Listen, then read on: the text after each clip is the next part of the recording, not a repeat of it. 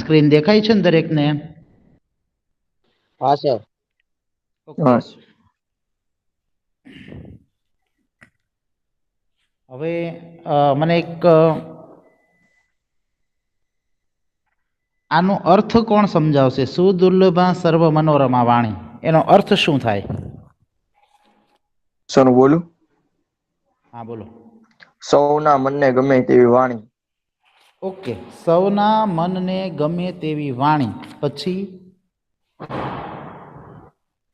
આગળ શું આવશે? સૌના મનને ગમે તેવી વાણી.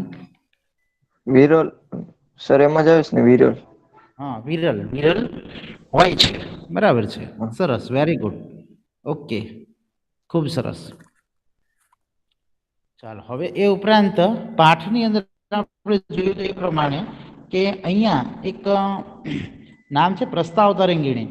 એટલે પ્રસ્તાવ તરંગીણી જે છે એ કોણે લખેલું છે? પ્રસ્તાવ તરંગિણી નામનો એક સંસ્કૃત નિબંધ ગ્રંથ છે, એ કોણે લખેલો છે? તમારી સામે જ છે નામ. સુલિત નિબંધ ગ્રંથ. કોણે લખેલો છે? ચારુદત્ત શાસ્ત્રી. ઓકે, ચારુદત્ત શાસ્ત્રી. બરાબર છે. આપણને બે પૂછાઈ શકે, ભાઈ ચારુદત્ત શાસ્ત્રી એ કયો ગ્રંથ લખેલો છે? તો કે પ્રસ્તાવ તરંગિણી. પ્રસ્તાવ તરંગિણી કોણે લખેલું છે? તો કે ચારુદત્ત શાસ્ત્રી. બરાબર, બે આપણને આવડવું જોઈએ. ઓકે, એ ઉપરાંત આપણે જેવી રીતે સમજ્યા હતા એ પ્રમાણે કે નિબંધની અંદર અને નિબંધ, બરાબર, કે એની અંદર જે આ સંસારની અંદર દરેક લોકો જે છે, બરાબર ને, એ વિવિધ પ્રકારના હોય, બધા એક સરખા હોતા નથી. બરાબર ને? બધા શેનાથી જુદા પડે છે? પોતાના શેનાથી જુદા પડે? રસ ને રુચિ. હા, રસ અને રુચિ દ્વારા. બરાબર ને? અને આપણે ઉદાહરણ પણ લીધું હતું. બરાબર છે? આપણે કયા કયા ઉદાહરણો જોયા હતા ગઈકાલે? ચાલો કોણ બોલશે? સુમરા માનવ, રોલ નંબર 33 છે હાજર? માનવ કે અલ્ફાઝ? હા સર. હા, આપણે કયા ઉદાહરણ જોયા હતા અલ્ફાઝ?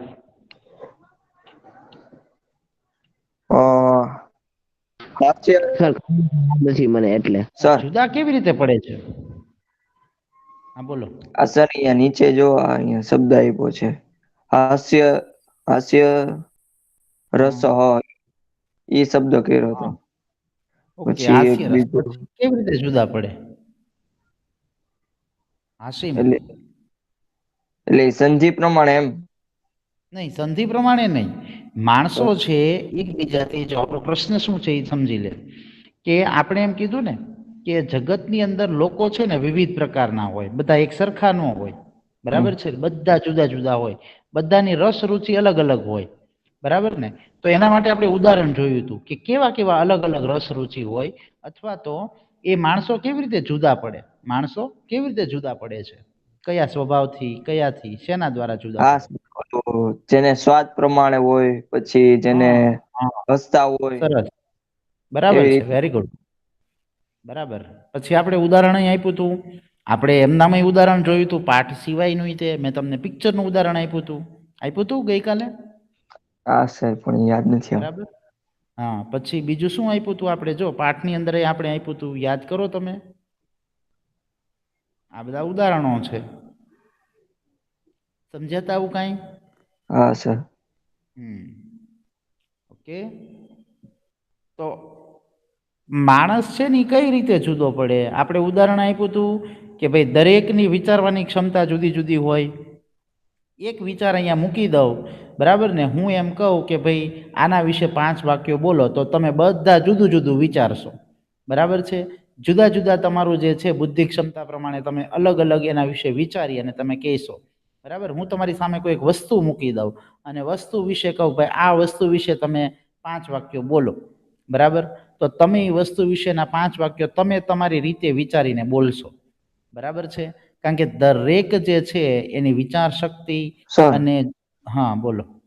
આચાર વિચાર વાળા ઈ આવે ને શબ્દો બનાવે તો આચાર વિચાર આવે, પણ આની અંદર જુઓ આચાર વિચારથી તો છે જ જુદા, પણ કઈ રીતે એમ તો આપણે ઉદાહરણ કયા જોશું? જો આપણે જોયું હતું કે કોકને ગળ્યું ભાવે, કોકને ખારું ભાવે અને કોઈકને ખાટું પણ ભાવે.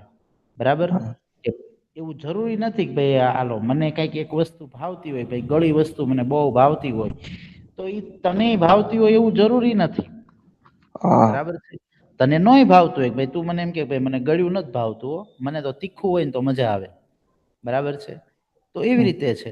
તો ઘણાને ગળ્યું ન ભાવતું હોય, ઘણાને તીખું ભાવતું હોય. તો ઘણા એમ કે ભાઈ મને ખાટું મીઠું વધારે ભાવે. બરાબર? આપણે દાખલા તરીકે કંઈક સોડા પીવા ગયા હોય કે પછી કે પ્યાલી ખાવા ગયા હોય, શરબત પીવા ગયા હોય તો આપણે કહીએ ને કે ભાઈ મને ખાટું મીઠું બનાવજો, મને ઓરેન્જ આપજો, મને લીમકા આપજો, આપણે કહીએ ને. બરાબર? હા તો એ રીતનું છે કે દરેકની ચોઈસ કેવી હોય? અલગ અલગ હોય. બરાબર? તો જેવી રીતે આપણે શાકનું ઉદાહરણ લીધું હતું કે ભાઈ કોઈ કેમ કે ભાઈ મને બટાકાનું શાક ભાવે છે, કોઈ કેમ કે મને બટાકાનું નથી ભાવતું, મને રીંગણાનું ભાવે છે. બરાબર?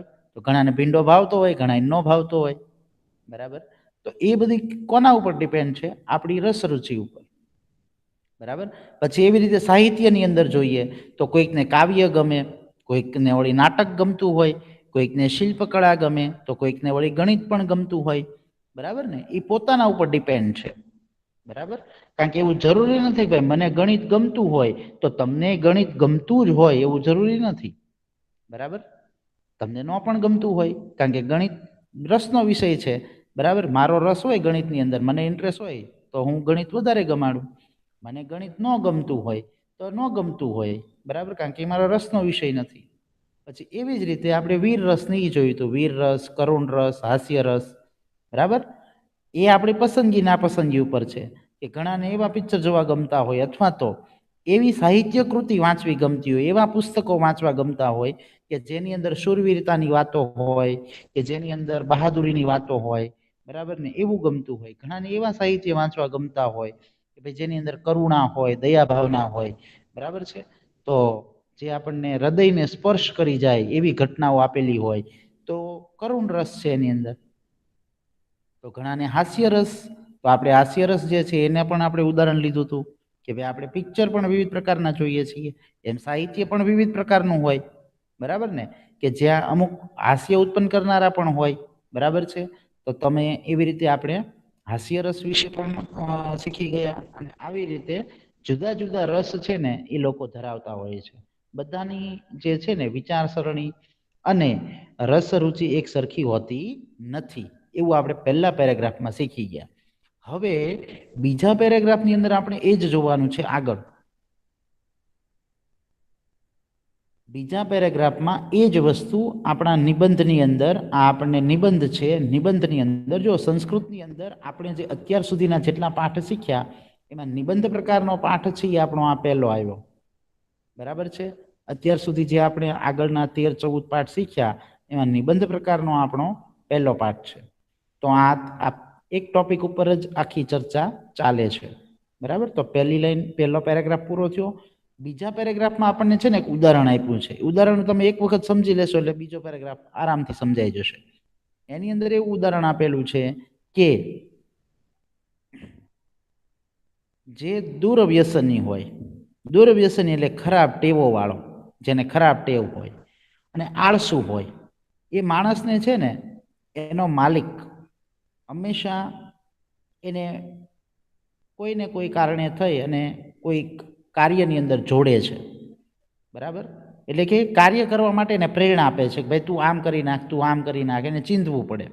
બરાબર? કારણ કે કેવો છે એ અહીંયા જો એના માટેના 3 શબ્દો વાપર્યા છે. બરાબર? આ પેરેગ્રાફમાં જડ, દુર્વ્યસન અને અલસ. જડ જેવો હોય, જડ જેવો એટલે મૂર્ખ. બીજો કેવો હોય તો કે ભાઈ ખરાબ ટેવોમાં મગ્ન હોય, એની ટેવો બધી એવી ખરાબ હોય કે લોકોને સામાન્ય રીતે જે છે ન ગમે એવી. બરાબર? અલસ, અલસ એટલે આળસુ હોય. બરાબર? હવે આવો સેવક હોય તો એને માલિકને શું કરવું પડે? વારંવાર એને કહેવું પડે કે ભાઈ તું આમ કરી નાખ, આમ ન કરતો, બરાબર, આજે આમ કરી નાખજે, વારંવાર કહેવું પડે અને એને કાર્યમાં જોડવો પડે, બરાબર. તો એ વાતને અહીંયા આપણને સમજાવેલી છે, બરાબર. અને પછી કારણ કે બે પ્રકારના માણસો હોય, અહીંયા બે પ્રકારના માણસો આપેલા છે આ બીજા પેરેગ્રાફમાં, બરાબર. એ આપણે જોઈશું ભાષાંતરમાં એટલે તમને ખ્યાલ આવી જશે. તો એક પ્રકારના માણસ તો જોયા કે ભાઈ જે મૂર્ખ હોય, જડ હોય એવા, અને બીજા પ્રકારના તો કે જે સંસ્કારી હોય, જે સારા હોય, બરાબર ને, જે બોલે તો એની વાણી પણ આપણને સાંભળવી ગમે, બરાબર. એ આપણને કંઈક કહે તો આપણે એ કામ કરવું ગમે એવી સંસ્કારી વાણી હોય, બરાબર ને. તો એ વાત આપણને આ પેરેગ્રાફમાં સમજાવેલી છે. એ લોકો સાથે આપણે રૂજુ સારી ભાષામાં વાત કરીએ કારણ કે એ ભાષા સમજે છે, બરાબર. તો એ વાતને આપણે સમજશું. જોઈએ પહેલા એના શબ્દો અગ્ર જોઈ લઈએ પછી આગળ વધીએ. અહીંયા શબ્દ છે નારતી શબ્દ આપેલો છે, બરાબર. પણ એને તમે છૂટું પાડો છો તો ન અરહતી એવો શબ્દ બને છે. ન વત્તા અરહતી,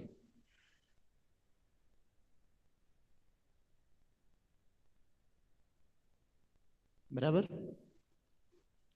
તો અહીંયા જ્યારે અરહતી શબ્દ આગળ પણ આપણે બીજા પાઠની અંદર ને એવી રીતે આપણે જોઈ ગયા છીએ, 8મા ધોરણમાં પણ 9મામાં પણ, બરાબર.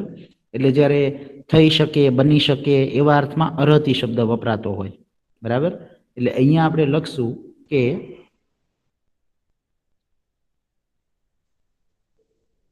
થઈ શકતું નથી,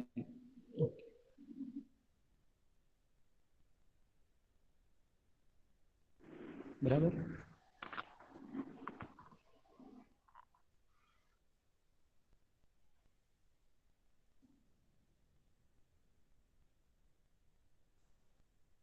પછી ખલ્લું શબ્દનો અર્થ તમને ખબર છે? ખલ્લું એટલે શું થાય? કોને ખબર છે? ખલ્લું શબ્દનો અર્થ આવી ગયેલો છે ઘણી વખત.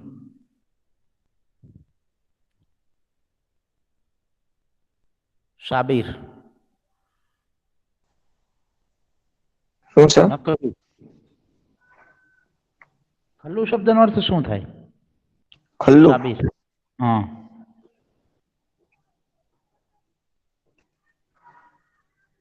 નકવી.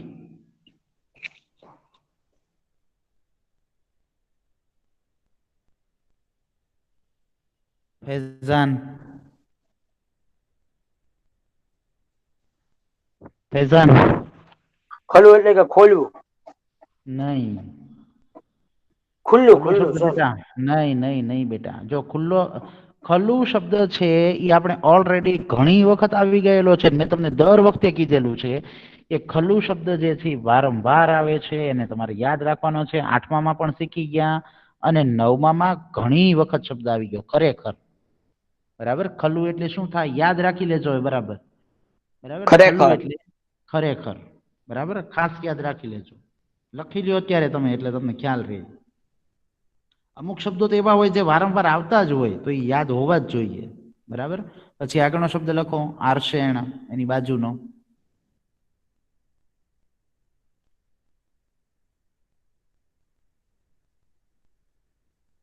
આરશેણ એટલે કે આર્ષ એટલે ઋષિ થાય, અહીંયા આરશેણ એટલે ઋષિઓ દ્વારા.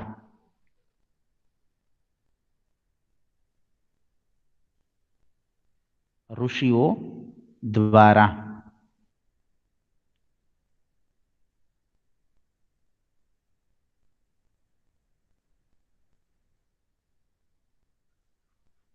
હવે જો નીચેની લીટીમાં જુઓ, બીજી લીટીમાં એમાં શબ્દ આપેલો છે મૃદ્વી રુજવી. બે શબ્દ લખજો. મૃદ્વી રુજવી. મૃદ્વી શબ્દનો અર્થ થાય કોમળ અને રુજવી શબ્દનો અર્થ થાય સરળ. કોમળ અને સરળ, બરાબર.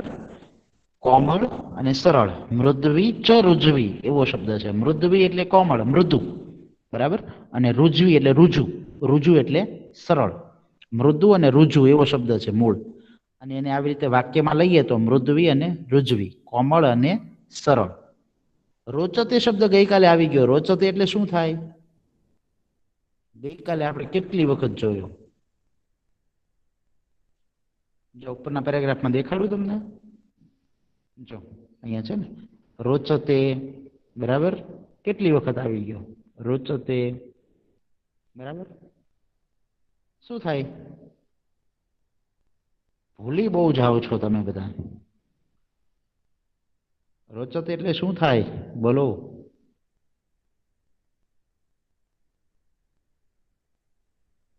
રોચતે એટલે યાદ આવ્યું કોઈને? ગમે છે. લખી લ્યો. એ શબ્દ ગમે છે. વારંવાર આવે છે. મેં તમને પાઠની શરૂઆતમાં કીધું હતું કે ભાઈ અમુક શબ્દો એવા છે કે જે વારંવાર આવતા હોય એ આપણને યાદ રહેવા જોઈએ. દાખલા તરીકે મેં તમને કીધું હતું કસ્મિચિત, કશ્ચિત, રોચતે, એ બધા વારંવાર આવે. બરાબર. ચાલો, રોચતે એટલે ગમે છે.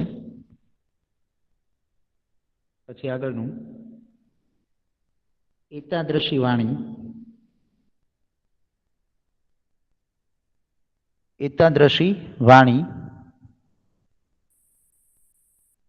એટલે કે આ પ્રકારની વાણી. જો આપણે યાદ રાખવાના આ બધા શબ્દો છે ને, એ તમે અત્યારે 9માં શીખેલા હોય તમારે 10માં કામ લાગશે. ને હવે તો તમારે એમ જ સમજવાનું કે 10મું શરૂ થઈ ગયું છે. બરાબર. કારણ કે તમે જાણો છો કે હવે કાંઈ આપણી આગળ ઝાઝા જે છે દિવસો નથી. એટલે આપણે 10માની તૈયારી તે જે છે એના અનુલક્ષીને જ હાલવાનું. આ બધું આવું બધું આવે 10માં. બરાબર. શબ્દો બધા યાદ રાખવાના આવે. બરાબર. એનું ભાષાંતર કરવાનું આવે. અને એની અંદર કઈ વારંવાર બધા શબ્દો ન કહેવામાં આવે. એક વખત આવી ગયો પછી કઈ બીજી વખત ન આવે. એ પછી બીજી વખત ઉડાડી જ દેવાનો હોય. બરાબર ને? કે ઘણા જે છે એ આગળ જ સીધું ચાલવાનું હોય કે ભાઈ આવી ગયો તો એ તો મને આવડે છે, ચાલો આગળ. આવડી ગયું તો કે હા આગળ, એમ. બરાબર. એમ એકનું એક પાછું વારંવાર રિવિઝન કરવા બેસશો તો નહીં જ આવડે. તો આગળનું ક્યાં જાય શીખશો, એમ. બરાબર.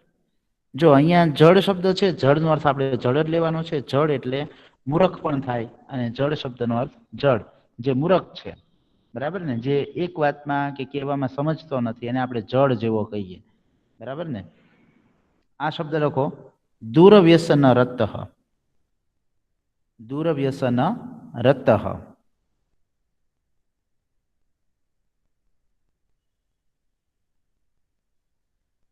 એટલે કે ખરાબ ટેવોમાં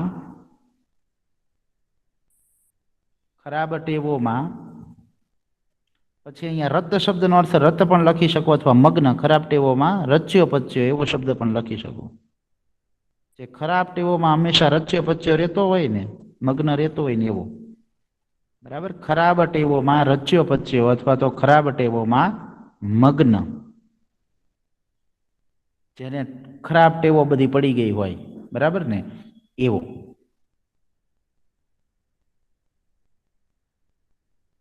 અને અલસ, અલસ એટલે આળસુ. અલસ એટલે આળસુ.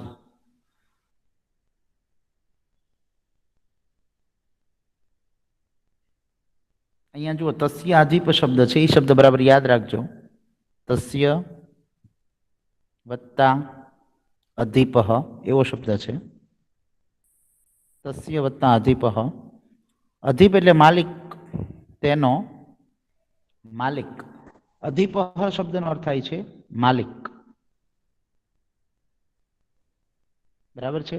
પછી એના માટે ક્યાંક બીજો શબ્દ એવો વપરાણો હોય તો સ્વામી શબ્દ પણ વપરાણો હોય કે તેનો સ્વામી અથવા તેનો માલિક.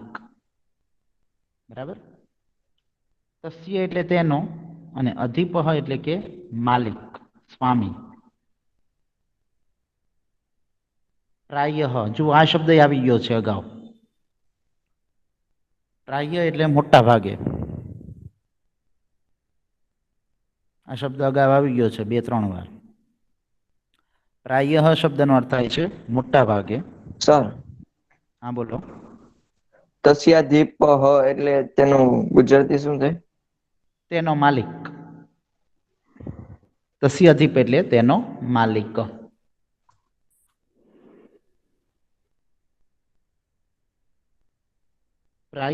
પ્રાયઃ એટલે મોટા ભાગે.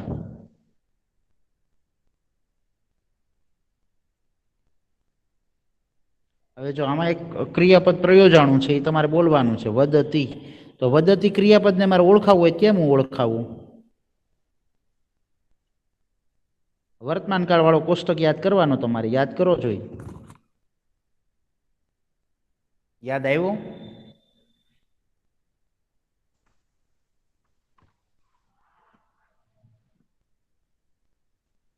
વદતી એમાં તી પ્રત્યય જોવાનો ને આપણે, તો શું આવે?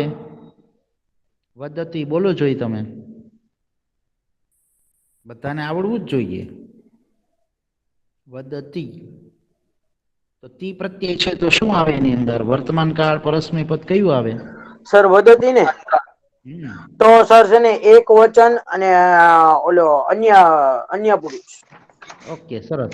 અન્ય પુરુષ એક વચન આવશે. તી પ્રત્યય આપેલો છે તો સ્વાભાવિક છે કે ભાઈ વર્તમાન કાળ પરસ્મય પદ, બરાબર, ત્રીજો પુરુષ અને એક વચન.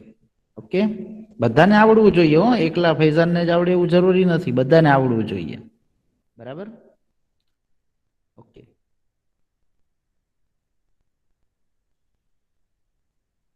ચાલો તો હવે આગળ વધીએ, આનું ભાષાંતર જોઈએ. બરાબર, અહીંયા હવે બરાબર તમે વાક્ય સમજવાના છે આની અંદર ખાસ તમારે, કારણ કે આની અંદર વાક્ય જ રચના જે છે ને એને તમારે ખાસ સમજવાની છે. શબ્દો મેં તમને લખાવી દીધા, સહેલા છે. જો એવમ સતી, એવમ સતી એટલે કે આમ છે ત્યારે. આમ છે ત્યારે એટલે ઉપરનું આ પેરેગ્રાફના સંદર્ભમાં કીધું છે કે આવું હોય ત્યારે, અથવા તો આમ છે ત્યારે. આમ એટલે કેવું? તો કે ભાઈ બધાના રસ રુચિ અલગ અલગ હોય. કોકને વીર રસ ગમે, કોઈકને કરુણ ગમે, કોઈકને હાસ્ય રસ ગમે, કોઈક માણસને બીભત્સ રસ પણ ગમતો હોય. બરાબર છે, તો વિવિધતા નક્કી થયેલી છે બધાની. બરાબર ને, કે ભાઈ તમે કોઈક કારણથી જુદા પડો છો, બરાબર ને, તો એ સ્વાભાવિક છે, કારણ કે તમે બીજાથી અલગ છો. બરાબર, આમ છે ત્યારે એકા એવ વાણી, એક જ વાણી. એકા એવ એટલે એક જ વાણી, એટલે કે વાણી જે આપણે બોલીએ તે. સર્વસ્ય માનસમ સંતોષયિતુમ ન અરતિ. સર્વસ્ય એટલે કે બધાના, માનસમ એટલે કે માનસને, બરાબર. માનસ એટલે માનસ શબ્દ પણ લખી શકો અને મનને એવો શબ્દ પણ લખી શકો. બધાના મનને સંતોષયિતુમ ન અરતિ, સંતોષ આપી શકતી નથી. બરાબર, ફરી વખત આખું વાક્ય.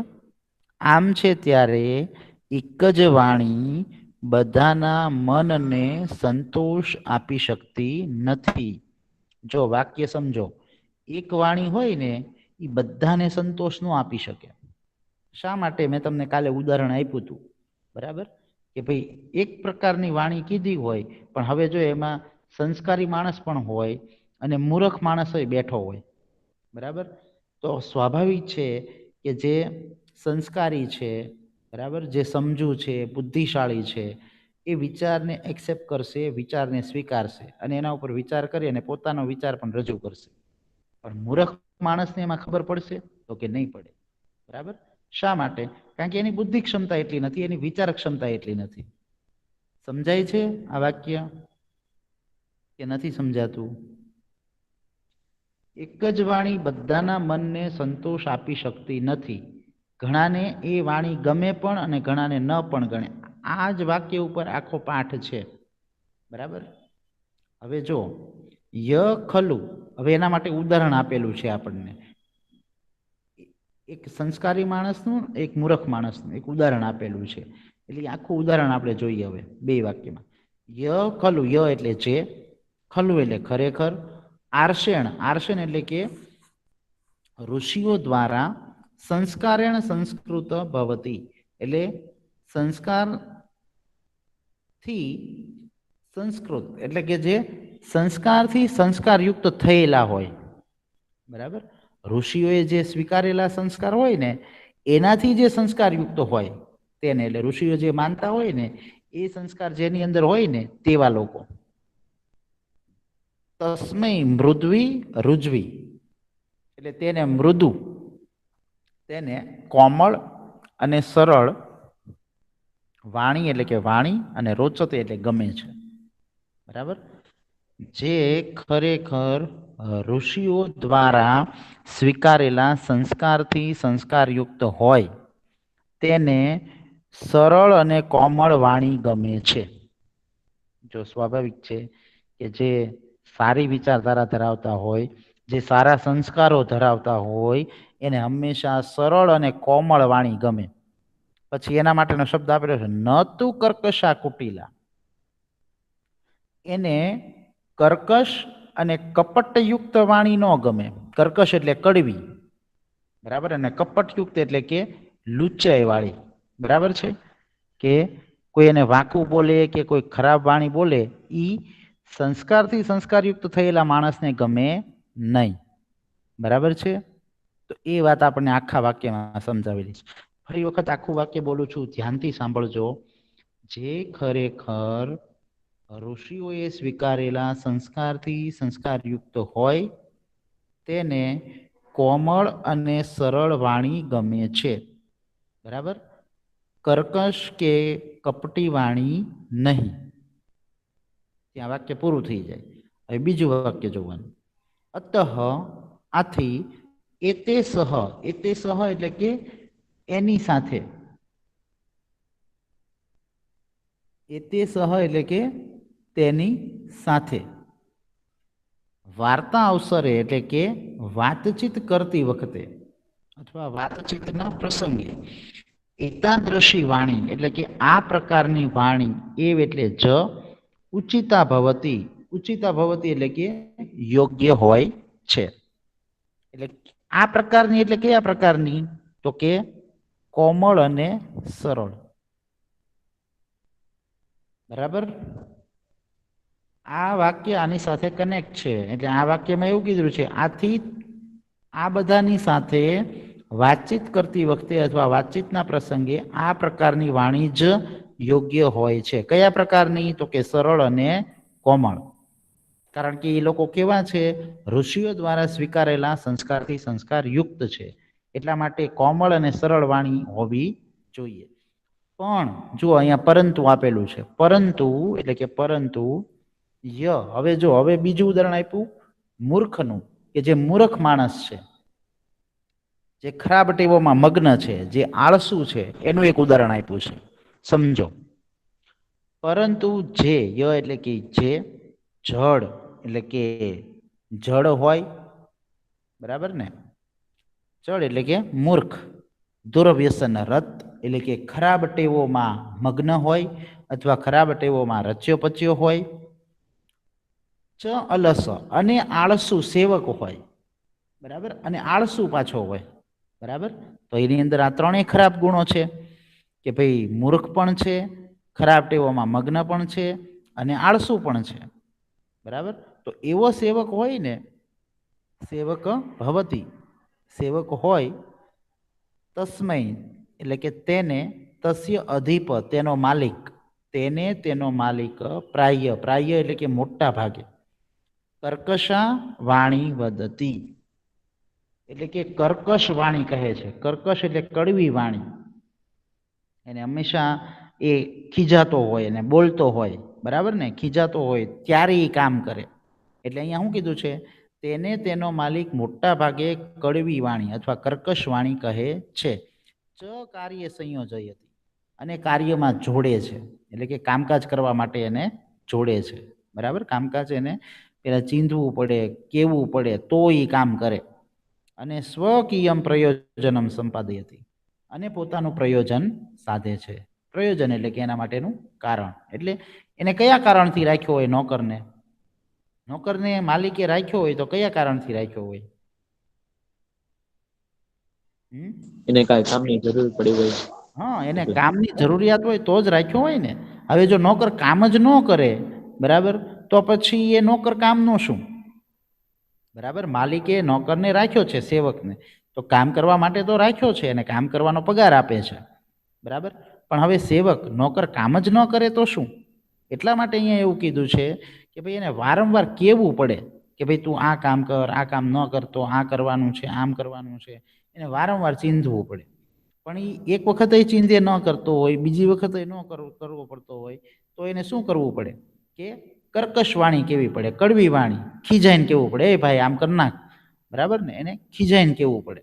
તો ખીજાઈને કહે ત્યારે કરશે, બરાબર, એટલે કાર્યમાં જોડશે અને પોતાનું કારણ અથવા તો પ્રયોજન સાધશે, બરાબર છે. તો આ વાત આપણને પેરેગ્રાફમાં સમજાવેલી છે. એક કેવા માણસની વાત કરેલી છે જે સંસ્કારથી સંસ્કારયુક્ત હોય તેવા, અને એક કેવા માણસની વાત કરી છે જે મૂર્ખ હોય, ખરાબ ટેવામાં મગ્ન હોય અને આળસુ સેવક હોય એવા માણસ, બરાબર છે.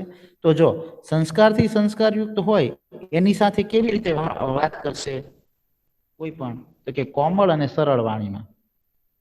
પણ જે આળસુ છે, જે મૂર્ખ છે, બરાબર, જે ખરાબ ટેવામાં મગ્ન છે એની સાથે કેવી રીતે વાતચીત કરશે, તો કે કર્કશ વાણીમાં. કર્કશ એટલે કે કડવી વાણીમાં, કઠોર શબ્દમાં. એની સાથે કઠોર શબ્દથી કામ લેવું પડશે. એને સારું સારું તમે બોલો, બરાબર ને, તો એને કોઈ અસર જ ન થાય, કારણ કે કેવો છે, મૂર્ખ છે, જડ છે, ખરાબ ટેવામાં મગ્ન છે, આળસુ છે. તો એને તમે સારું સારું કોમળ વાણી ને સરળ વાણી બોલો તો એને કાંઈ ફેર પડશે નહીં. એટલે એના માટે કેવી વાણી વાપરવી પડે, કઠોર વાણી અથવા તો કર્કશ વાણી વાપરવી પડે, બરાબર છે. અર્થ સમજાણો આખા પેરેગ્રાફનો? એમાં ન સમજાણું હોય તો પૂછી લ્યો પહેલા.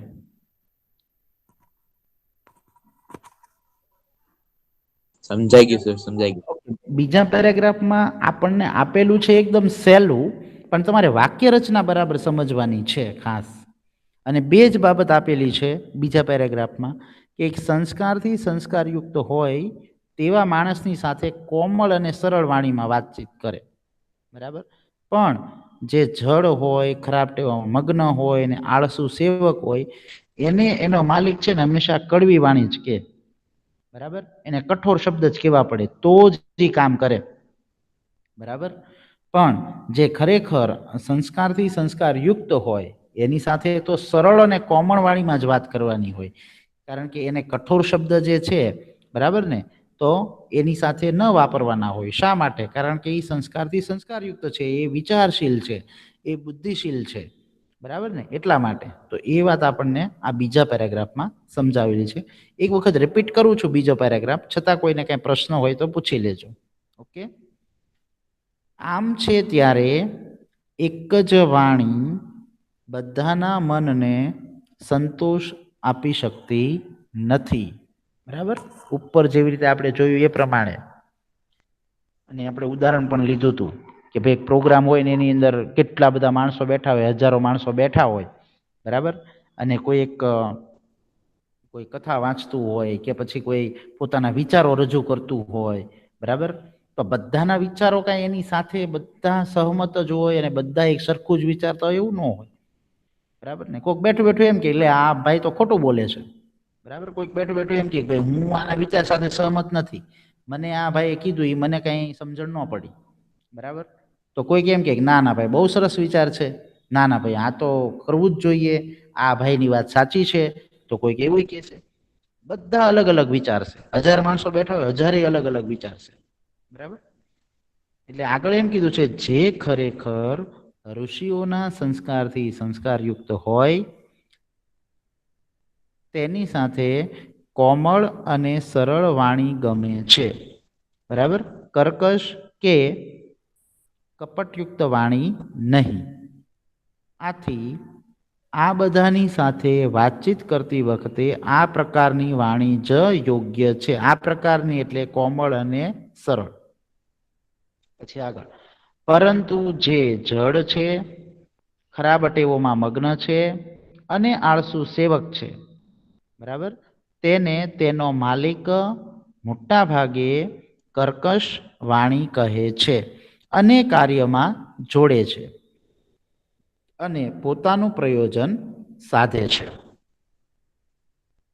ઓકે, ચાલો બીજામાં કોઈને કઈ પ્રશ્ન હોય તો પૂછી લ્યો બીજા પેરેગ્રાફમાં.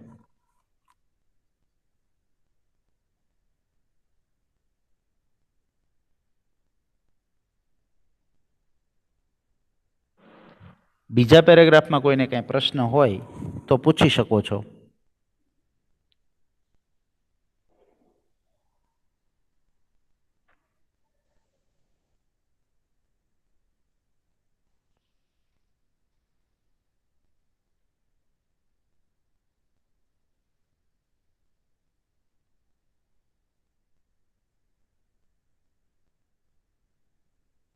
બરાબર, તો બધાને સમજાઈ ગયું બીજાની અંદર?